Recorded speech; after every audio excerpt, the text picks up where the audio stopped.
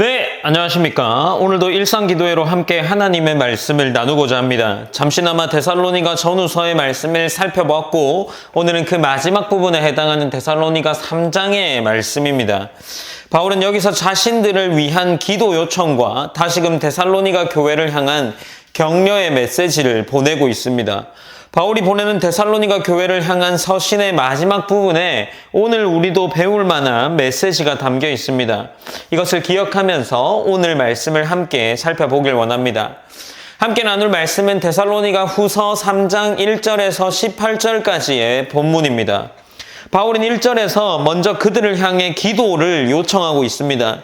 끝으로 형제들아, 너희는 우리를 위하여 기도하기를 주의 말씀이 너희 가운데서 같이 퍼져나가 영광스럽게 되고라고 기록하고 있습니다. 이렇게 말을 하고 있습니다. 바울은 복음을 전하는 사역자였지만, 그리고 그가 스스로 할 수 있는 사람이었을지도 모르겠지만, 바울은 그렇게 스스로를 여기지 않았고, 그도 성도들의 기도가 필요하다고 고백하고 있습니다. 그리고 바울은 그래서 이 데살로니가 교회를 향한 서신의 마지막 부분을 시작하면서 기도를 요청하고 있는 거죠. 그러나 바울은 기도를 요청하는 것과 동시에 여전히 그 데살로니가 교회를 격려하고 있습니다. 그들을 향하여서 주께서는 너희를 지키시리라 라고 3절에서 기록하고 있는데, 주는 미쁘사 너희를 굳건하게 하시고 악한 자에게서 지키시리라 라고 기록을 하고 있는 겁니다.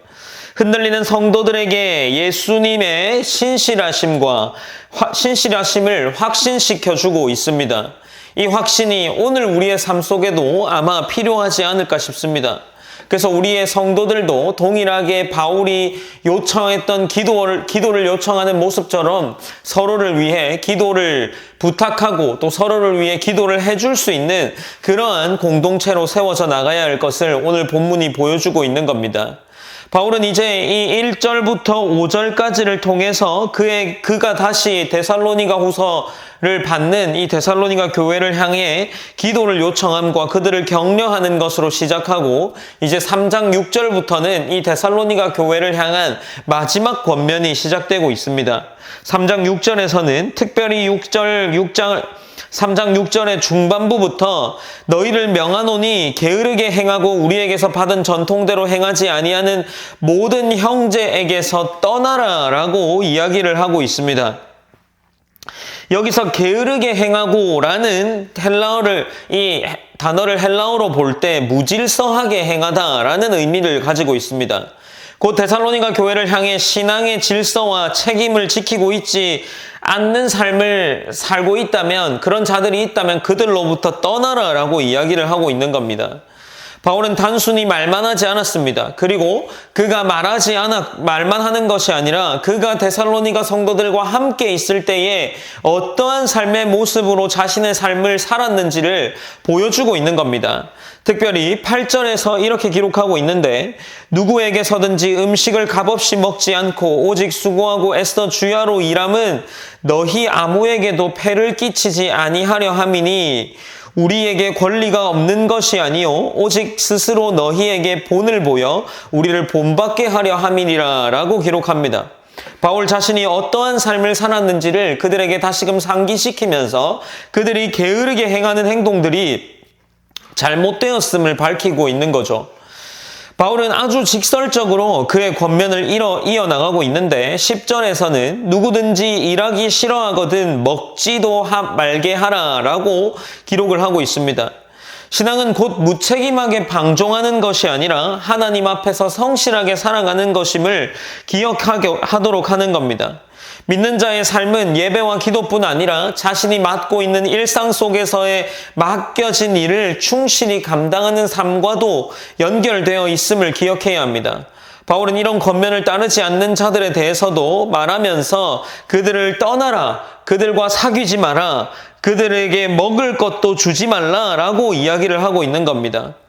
곧 바울이 이렇게 게으른 자들에 대해 경계할 행동들을 그들을 책망하고 경계하도록 하고 있는 겁니다. 그렇다면 바울은 왜 그들을 향하여서 이 데살로니가 후서에 게으르지 말아야 한다라는 권면을 하고 있을까요? 데살로니가 전후서의 문맥 속에서 이를 이해할 수 있습니다. 우리가 어제 살펴본 종말론과 관련된 본문에는 데살로니가 교회 안에 주의 날이 이미 임했다라는 주장에 휩쓸린 사람들이 있었습니다. 이런 생각을 가진 사람들은 이제 세상 일은 더 이상 의미가 없다라고 생각하면서 일상의 삶과 책임을 내려놓고 버텨도 된다라고 생각하고 있었겠죠. 그러니 어떻겠습니까? 그들이 살아가고 있는 삶이 앞서 게으르다라는 것이 무질서하게 행하다라는 의미와 연결된다고 했는데 그들의 삶이 얼마나 질서가 없고 마음대로 살아가는 삶이었겠습니까? 그 결과 이 데살로니가 교회 안에 잘못된 종말론에 대한 가르침으로 뭇성도들, 어떤 성도들은 일을 포기하고 다른 사람들의 수고에 기대어 살아가고 교회의 질서를 흩뜨리는 그런 문제들이 있었을 겁니다. 바울은 그러함으로 인해서 그들을 향하여서 강하게 책망하며 이야기하고 있는 겁니다. 여기서 강조하는 것은 단순한 근면의 덕목이 아닙니다. 이 신앙을 가진 자로서 하나님을 향한 소망을 가지고 있다면, 곧 종말에 대한 소망을 가지고 있다면 그 종말을 기다리는 올바른 자세가 무엇인지를 이야기하는 것이 오늘 바울의 3장 속의 가르침인 겁니다. 마지막으로 바울은 3장 16절에서 18절까지 마지막 인사를 하면서 평강의 하나님이 그들과 함께 하시기를 기도합니다. 바울의 편지는 언제나 축복과 은혜로 마무리되고 있습니다. 바울의 이러한 메시지 속에서 결국 그들을 징계하고 그들을 책망하고 권면하고 있는데, 실제로 그들을, 이 게으른 자들을 떠나라, 사귀지 말라 했을 때 그들을 향해 진심으로 한 말일까요? 바울이 하고 있는, 그들을 부르고 있는 호칭에 주목해 볼 수 있는데, 바울이 3장에서 나오는 이 호칭 속에서 형제라는 단어를 계속해서 사용하고 있습니다. 바울이 굳이 이 3장 속에서 그 게으른 자들을 향해 지칭해 이야기할 때도 형제라고 부른 것은 무슨 이유겠습니까? 그들을 다시금 바른 이해, 바른 종말론에 의해, 바른 삶에 의해 신앙인의 삶의 자세를 가르쳐서 그들을 결코 버려야 할 대상이 아니라 그들을 돌이켜야 할 대상으로 보고 있다는 겁니다. 즉 바울의 마음속에는 징계와 책망과 권면을 통해서 그 최종 목적은 교회 안에 올바른 질서가 잡히는 것이었던 것이죠. 우리는 오늘 이 바울의 권면을 통해서 우리의 삶을 돌아볼 수 있지 않겠습니까? 사랑하는 성도 여러분, 오늘 말씀을 정리하면 어떨까요? 2가지로 정리할 수 있지 않을까 싶습니다. 만연한 잘못된 종말론의 이해를 바로잡아서 성도들에게 성도다운 삶을 살아 공동체가 함께 회복되기를 원하는 것입니다. 그리고 서로를 기도하며 격려하는 공동체가 되라는 권면이죠. 그리고 또 다른 한 가지는 무엇입니까? 게으르지 않고 맡겨진 삶의 자리에서 충실하게 살아가라는 것이 오늘 본문의 가르침입니다. 이것이 오늘 본문 속에 나타난 이 가르침이 곧 우리의 기도 제목인 거겠죠. 우리의 신앙은 교회 안에서만 드러나는 것이 아니라 일상 속에서 성실히 살아내는 삶의 모습으로 완성됩니다. 우리가 오늘도 주님이 주신 자리에서 기도하며 성실하게 살아가는 우리 모두가 되기를 원합니다.